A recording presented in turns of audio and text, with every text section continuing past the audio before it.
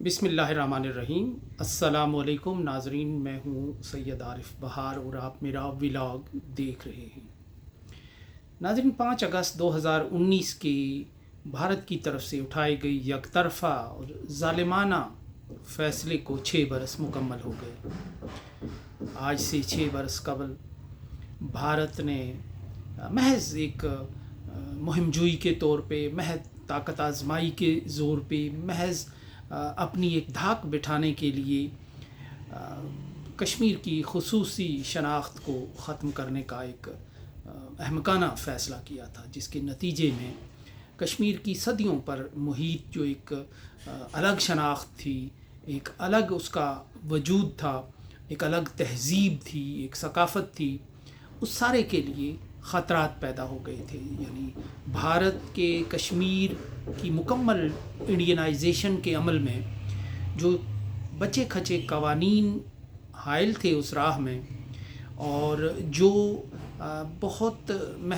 महदूद और कमज़ोर किस्म के बैरियर्स बाकी रह गए थे, वो सब एक तूफ़ान की सूरत में खस व खाशाक की मानद बहा दिए गए और यूं कश्मीर के भारत में मुकम्मल इंज़माम का बंदोबस्त किया गया। यानी ये सिर्फ़ जोग्राफियाई इंज़माम ही नहीं था, बल्कि ये आबादी का इंज़माम भी था, ये सकाफ़त और तहज़ीब का इंज़माम भी था, क्योंकि उसके बाद भारत ने अपने उस एजेंडे को आगे बढ़ाना शुरू कर दिया कि जो कश्मीर के लिए सेट किया गया था। यानी जिस के मुताबिक वो ये समझते थे कि जैसे कि एक विधान, एक प्रधान और इस तरह के नारों से जिस सोच ने अपने सफ़र का आगाज़ किया था कि एक मुल्क में एक कानून होना चाहिए, एक परचम होना चाहिए और एक उसका दस्तूर होना चाहिए, वो हकीकत में कश्मीर के इंज़माम की ही कोशिश थी, और जिसे बिलाखिर 5 अगस्त 2019 को उस सोच को, उस ख्वाब को ताबीर दी गई, उस मंसूबे को पाए तकमील तक पहुंचा दिया गया। उसके बाद आबादी का तनासब तब्दील करने के लिए, ज़्यादा से ज़्यादा ज़मीनों को कंट्रोल में लेने के लिए एक कानून साजी का एक सिलसिला भी जारी है। और यूं लग रहा है कि इससे भी भारत की जो तशफ़ी नहीं हो रही, और अब वो सियासी जो एक सोच कश्मीर के अंदर है, एक सेल्फ़ रूल की है, सेल्फ़ गवर्नेंस की है, उसको भी ख़त्म और उसको भी मादूम करना चाहता है। यानी कश्मीरियों ने, जम्मू व कश्मीर के अवाम ने जब रियासती असम्बली के इंतखाबात में गुज़श्ता बरस हिस्सा लिया, तो बड़े पुरजोश अंदाज में उन्होंने वोट डाले और अपने नुमाइंदे मुंतखब किए। हालांकि एक इसके बावजूद कि भारत कुछ नए चेहरों को सामने लाना चाहता था, कुछ पसंदीदा चेहरों को आगे बढ़ाना चाहता था, इसके बावजूद कश्मीर के लोगों ने उन्हें मुस्तरद करके एक नई या सियासी जमात, तो वो बहुत पुरानी थी, इस तनाज़े के साथ दहाइयों से, पौन सदी से जुड़ी हुई है, लेकिन वो बिल्कुल एक अलग आवाज़ महसूस हुई कश्मीरियों को उस इंज़माम के ख़िलाफ़, उन फ़ैसलों के ख़िलाफ़ जो नई दिल्ली ने हालिया बरसों में उठाए हैं। यानी नेशनल कॉन्फ्रेंस की सूरत में तो उन्होंने उसको वोट दिया और कामयाब बनाया, लेकिन अब भारत उस जमात को पर भी एतबार और एतमाद करने के लिए इसलिए तैयार नहीं है कि वो ये समझता है कि ये कश्मीरी अवाम की नुमाइंदगी करती है या उनकी राय का को मुनक्कस होती है इस जमात की ताकत में, तो उसको भी वो इख्तियार लौटाने के लिए तैयार नहीं, स्टेटहुड बहाल करने के लिए तैयार नहीं है। इंतखाबात सुप्रीम कोर्ट के दबाव पर कराए गए और स्टेटहुड का भी उसने हुक्म दिया था सुप्रीम कोर्ट ने, लेकिन स्टेटहुड ताहाल बहाल नहीं किया गया। और अभी मैं देख रहा था श्रीनगर से एक पोस्ट चल रही थी कि जिसमें ये कहा गया था कि 8 तारीख जो अगस्त की है, उसमें जो एक भारत की सुप्रीम कोर्ट है वो स्टेटहुड के इशू पर समाअत का आगाज़ करेगी दोबारा। तो अब इस समाअत के नतीजे में कश्मीरियों को कितनी जल्दी स्टेटहुड मिलता है, ये एक अलग बात है,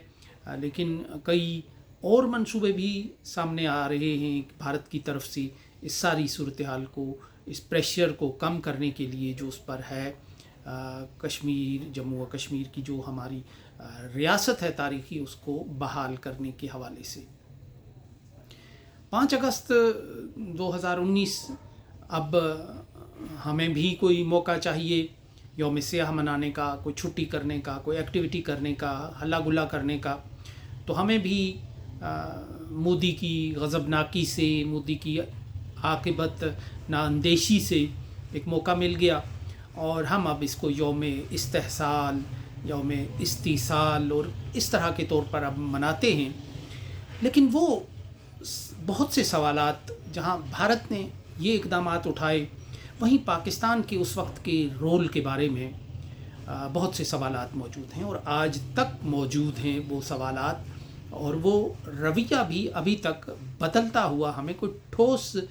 جو کشمیر پالیسی ہے بنتی ہوئی نظر نہیں آ رہی، یعنی معاملات وہیں فریز ہو کر رہ گئے ہیں جہاں آج سے 6 سال پہلے تھے۔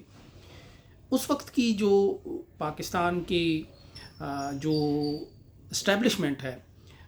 جنرل قمر جاوید باجوہ،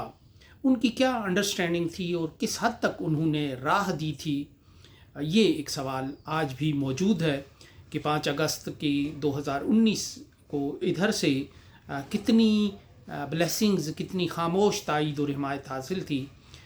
یہ سوال ابھی بھی موجود ہے۔ اور اس حوالے سے کیا کھچڑی پکائی گئی تھی دبئی میں، سوئٹزرلینڈ میں، مختلف جگہوں پر پس پردہ، یہ سوال بھی موجود ہے۔ آزاد کشمیر کے وزیر اعظم راجہ فاروق حیدر کو کس نے مفقود الخبر بنایا تھا، 2 مہینے کے لیے باہر بھیج دیا تھا، یہ سوال بھی اپنی جگہ اہم ہے۔ وہ تو ابھی تک یہ بتانے کو قاصر ہیں، تو وہ یہ بھی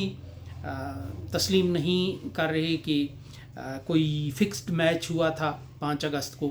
لیکن ظاہر ہے کہ وہ کہاں چلے گئے تھے۔ وہ پوری ریاست آزاد کشمیر کا دعویٰ تو یہ ہے کہ یہ آزاد حکومت ریاست جموں و کشمیر ہے، یعنی پوری اسٹیٹ کی نمائندہ ہے، یعنی مہاراجہ ہری سنگھ کی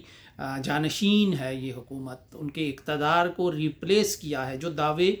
ہم اس وقت کاغذوں میں کر رہے ہیں، عملی طور پر تو بڑا حصہ ریاست کا اس طرف ہے،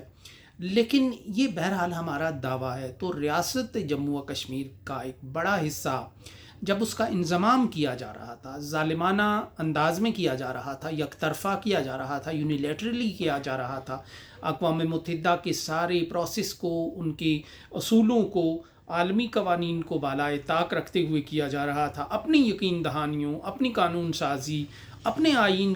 کی دھجیاں بکھیری جا رہی تھیں، تو اس وقت یہاں خاموشی کیوں اختیار کی گئی؟ اور اگر یہاں سے نریندر مودی کے خلاف سخت زبان استعمال کی گئی تو اس سے تکلیف کس کو پہنچتی تھی، اور کیوں اس پہ وہ کچھ ہمارے اس دور کے ٹارزن چیں بجبیں ہوتے تھے؟ تو یہ ایسے سوالات ہیں کہ جو اٹھتے رہیں گے۔ آج یوم استحصال آپ منائیں، لیکن 2-3 سال سلیمانی ٹوپیاں پہن کر یوم استحصال منانے والے گم ہو گئے تھے، وہ غائب ہو گئے تھے، ان کو سکتہ طاری ہو گیا تھا۔ سری نگر کے لوگوں کا سکوت اور سکتہ سمجھ میں آتا تھا کہ وہ ایک جبر کا ایک ایسا پردہ تان لیا تھا نریندر مودی نے کہ جس کے نیچے چڑیا بھی پر نہیں مار سکتی تھی۔ لیکن آزاد کشمیر کا دعویٰ آزاد ہونا بھی ہے، اور اس کا دعویٰ یہ بھی ہے کہ یہ ریاست جموں و کشمیر کی نمائندہ حکومت، نمائندہ علاقہ ہے، بیس کیمپ ایک اور دعویٰ ہے۔ تو ان سارے دعووں کے اس پلندے کے باوجود آزاد کشمیر میں وہ تمام جماعتیں جن کے پیٹ میں کشمیر کا درد محسوس ہو رہا ہے، جن کے دل میں کشمیر کی چبھن اور کسک محسوس ہو رہی ہے، وہ ہمیں 5 اگست 2019 کے ارد گرد کہیں نظر نہیں آ رہے۔ تو یہ ایک ایسا سوال ہے کہ کس نے یہ سکوت اور سکتہ طاری کیا تھا؟ کون نہیں چاہتا تھا کہ نریندر مودی کو سخت لفظوں سے یاد کیا جائے؟ بٹرے کیا تھا اس نے پاکستان کی بار بار کی ایک ہاتھ بڑھانے کی جو ایک کوشش ہے، اس کو ناکام بنا دیا تھا بری طرح، جھٹک کے ہاتھ۔ تو یہ سوالات ایسے ہیں کہ جو اب تاریخ میں امر ہو گئے ہیں اور تاریخ میں اٹھتے رہیں گے، اور لیکن یہاں تو ایسی ہی تاریخ ہے، کسی کو کوئی فرق نہیں پڑتا یہاں کہ تاریخ کیسی ہو۔ تو اس لحاظ سے یوم استحصال منائیں آپ، لیکن بے وقت کا یہ ایک ایسا موقع ہے کہ جو وقت گزرنے کے بعد اب یاد آیا ہے۔ اب یہ کہاں جڑ دینا چاہیے یہ فیصلہ تو انہی لوگوں کو کرنا چاہیے جو اس پہ خاموش رہے، جو اس پہ سکوت اور سکتے کی کیفیت کا شکار ہو گئے، اور جنہوں نے کشمیر کے لوگوں کا کوئی احساس نہیں کیا۔ کوئی مظاہرہ ہمیں نظر نہیں آتا، کوئی جلسہ جلوس نظر نہیں آتا۔ آج بالکل ایسے لگتا ہے کہ جیسے کوئی بند ٹوٹ گیا، لیکن وہ بند کس نے بنایا تھا؟ کس نے تالے چڑھائے ہوئے تھے؟ یعنی کون ہے کہ جو لوگوں کی، سیاسی جماعتوں کی، کشمیر دوست اور کشمیری جماعتوں کی سوئچ بھی آف کرتا ہے، سوئچ آن بھی کرتا ہے؟ سوئچ آف ہوتا ہے تو وہ خاموش ہو جاتی ہیں، خواہ آسمان بھی گر پڑے، قیامت بھی برپا ہو جائے، طوفان برپا ہو جائے، خون میں نہا جائے کشمیر، تو وہ خاموش ہو جاتے ہیں۔ وہ سوئچ کوئی آن کر دیتا ہے تو پھر کھمبیوں کی طرح تنظیمیں آ جاتی ہیں، احتجاج کرتے ہیں، جلسے جلوس کرتے ہیں، اس میں پیسہ انوالو ہوتا ہے، فلاں کو بھی پیسہ دے دیں، فلاں کو بھی پیسہ دے دیں، اور یوں ایک بزنس کا ایک انداز اس کو بنا دیا گیا ہے۔ تو یہ ایسے طویل جنگیں اور بڑی مشکل جنگیں جو ہے ایسے نہیں لڑی جاتی ہیں۔ وہ ایک مستقل پالیسی ہونی چاہیے، اور اس کے لیے ایک اخلاص ہونا چاہیے، اس کے لیے آپ کا یکسو ہونا چاہیے۔ ایسے نہیں کہ ایک آرڈر آ گیا اور آپ خاموش ہو گئے، آپ نے اپنے جذبات کو، اپنی ہمدردی کو، کشمیر دوستی کو ڈیپ فریزر میں رکھ دیا، دوسری کال آ گئی، دوسرا سگنل جل اٹھا، تو آپ نے وہ ڈیپ فریزر سے نکالا اور آپ میدان میں چوکوں چوراہوں میں آ کے تو ایک رولا آپ نے ڈال دیا۔ تو یہ ایک اس میں ایک بڑا افسوسناک اور تلخ اور دل خراش حقیقت ہے اس 5 اگست 2019 کی، کہ جو اب تاریخ میں کا حصہ بن گئی ہے، اور تاریخ میں یہ کشمیر دوستی کے دعوے دار تمام لوگوں کا منہ چڑھاتی رہے گی۔ اچھا، پچھلے دنوں سردار محمد ابراہیم خان صاحب، جو آزاد کشمیر کے بانی صدر بھی ہیں، اور وہ ایک قرارداد الحاق پاکستان جو 19 جولائی 1947 کی ہے، وہ بھی ان کے گھر پہ سری نگر میں آبی گزر میں منظور کی گئی ہے، اور جس کو آج تک لوگ منا رہے ہیں، اس کا دن منا رہے ہیں، اس قرارداد کا، جس میں مہاراجہ سے مطالبہ کیا گیا تھا کہ وہ کشمیر کا پاکستان سے الحاق کریں۔ اس پر پچھلے دنوں سوشل میڈیا پر ایک بحث چل رہی تھی کہ وہ سردار محمد ابراہیم خان جنہوں نے اپنے گھر پہ قرارداد الحاق پاکستان منظور کی، وہ بعد میں کشمیر کے سوئٹزرلینڈ جیسے اسٹیٹس پر کیوں زور دیتے پائے گئے؟ تو بہت سے لوگ اس کی ڈینائل کی کوشش کر رہے تھے، اور کچھ صفائیاں پیش کر رہے تھے، کچھ اس کو مسخ کر رہے تھے۔ مجھے نہیں پتا کہ غازی ملت سردار محمد ابراہیم خان صاحب نے اپنی کسی کتاب میں اس کا ذکر کیا ہے یا نہیں کیا، یا یوں لگتا ہے کہ جو کشمیر ساگا ان کی کتاب تھی اس میں بعد میں انہوں نے اس کا ذکر کیا ہے، لیکن میری نظر سے وہ نہیں گزرا۔ لیکن میں اس چیز کا گواہ ہوں کہ 1990 میں مظفر آباد کے سینٹرل پریس کلب میں ایک غازی ملت سردار ابراہیم خان صاحب کا میٹ دی پریس تھا، جو سری نگر بارہمولہ سے تعلق رکھنے والے جناب جی ایم مفتی، ایک بزرگ صحافی تھے آزاد کشمیر کے، تو وہ پریس کلب کے صدر تھے، انہوں نے ان کو بلایا۔ میں اسٹوڈنٹ کے طور پہ وہاں آڈینس میں موجود تھا۔ پریس کلب کی جو پرانی بلڈنگ ہے اس کے حال میں، اور کھچا کھچ بھرا ہوا تھا، ان کے کارکن بھی تھے اور بہت سے لوگ تھے، اور بڑے انٹلیکچول بھی لوگ بھی موجود تھے، اور کشمیر میں یہ جو ایک موومنٹ ہے یہ نئی شروع ہوئی تھی، اور بھارت میں جگموہن اس پر ایک مظالم ڈھا رہا تھا۔ تو میرے کانوں میں بھی یہ الفاظ آئے سردار ابراہیم خان صاحب کے کہ کشمیر کے مسئلے کا اب حال یہ ہے کہ پاکستان اور بھارت دونوں پیچھے ہٹ جائیں، اور کشمیر کو سوئٹزرلینڈ کی طرح ایک آزاد ملک بنا دیا جائے، تاکہ دنیا میں یہ ایک امن کا ایک گہوارہ بن سکے۔ میرے لیے بھی یہ الفاظ بہت چونکا دینے والے تھے اس وقت، چونکہ طالب علم تو تھے ہم، لیکن چونکہ اسٹوڈنٹ پالیٹکس میں تھے اس لیے سیاست سے بھی شغف تھا۔ تو اس غازی ملت کے جو یہ الفاظ ہیں، یہ بالکل ایک نئی بات تھی، نئی سوچ تھی، اور بعد میں بھی ان سے صدر بننے سے پہلے ایک ملاقات ان کے گاؤں کی رہائش گاہ میں کوٹ متے خان میں ہوئی تھی، تو جہاں انہوں نے طویل ایک انٹرویو ہمیں دیا تھا۔ تو لیکن پھر ان کی جو ٹیون تھی وہ تھوڑی دھیمی تھی اس حوالے سے، صدارت کے دنوں میں بھی پھر وہ کچھ ان کا انداز دھیما رہا تھا۔ تو یہ ایک میں سمجھتا ہوں کہ سردار ابراہیم خان صاحب اس نتیجے پر پہنچے ہوئے ہوں گے کہ ایک سیاستدان کے طور پہ ان کے تجربات، مشاہدات کے نتیجے میں ان کی یہ سوچ پھر اس عمر میں ابھری کہ کشمیر کو ایک اس کا حل یہی ہے کہ یہ پھنس کر رہ گیا ہے اور اس کو سوئٹزرلینڈ کی طرح ایک آزاد ملک بنانا چاہیے. تو یہ اس سے کوئی انکار نہیں کر سکتا. لکھے ہوئے ان کے الفاظ کہیں موجود ہیں یا نہیں ہیں، یہ میں خود اس بات کی